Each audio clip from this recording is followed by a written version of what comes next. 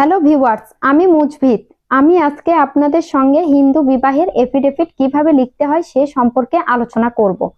একটি হিন্দু বিবাহের এফিডেভিটে কি কি বিষয় সন্নিবেশিত থাকে এবং কি কি ভাবে সেটা লিখতে হবে সে সম্পর্কে আপনাদের সাথে আলোচনা করব।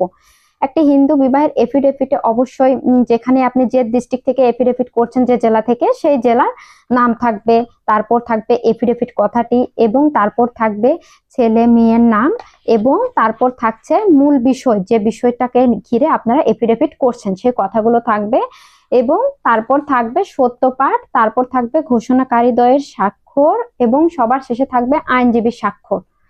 তাহলে আমি আপনাদেরকে একটি নমুনা কপি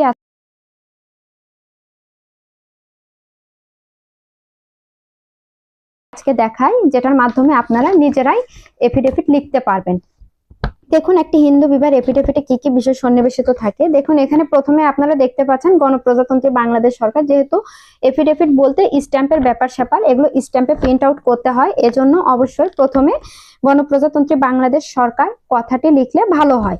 তারপর থাকছে নোটারি পাবলিকের সম্মুখে। আপনারা যে যে জেলার নোটারি পাবলিক, সেই সেই জেলার নাম এখানে উল্লেখ করবেন, সেই জেলার নোটারি পাবলিকের সম্মুখে। তারপর থাকছে এফিডেভিট কথাটি।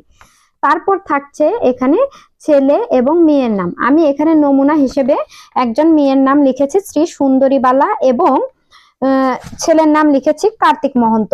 আপনারা যার যার যে যে নাম, সেই সেই নাম এখানে উল্লেখ করবেন। দুজনের নাম, ঠিকানা, গ্রাম, জন্ম পরিচয়, জন্ম তারিখ, জাতীয় পরিচয়পত্র নাম্বার, ইত্যাদি ইত্যাদি এই সমস্ত বিষয়গুলো উল্লেখ করবেন। উল্লেখ করার পরবর্তীতে থাকছে ধর্মত প্রতিজ্ঞা পূর্বক ঘোষণা করিতেছি যে আমরা উভয় সাবালক ও সাবালিকা হইতেছি বটে, আমরা আমাদের নিজেদের ভালো মন্দ নিজেরাই বুঝি, ইত্যাদি ইত্যাদি যে কথাগুলো আপনারা বলতে চান এফিডেভিটের মাধ্যমে, যে কথাগুলো আপনারা ঘোষণা করতে চান, সেই কথাগুলো আপনারা এখানে লিখে শেষ করবেন।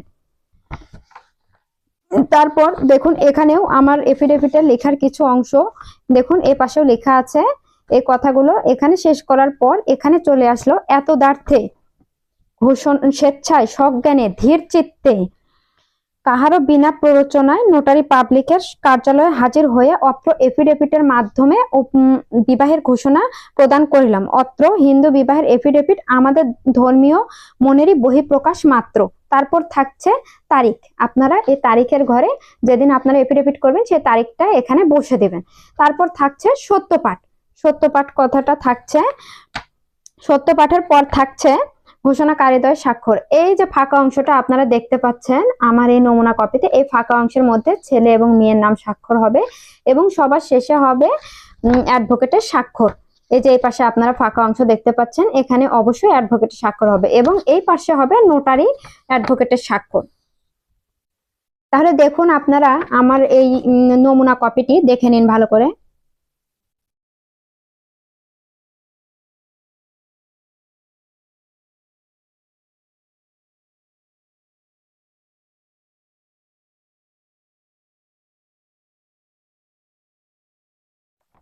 তাহলে ভিউয়ার্স, আমি আশা করি আপনারা নিজেরাই হিন্দু বিবাহের এফিডেভিট লিখে প্রস্তুত করতে পারবেন।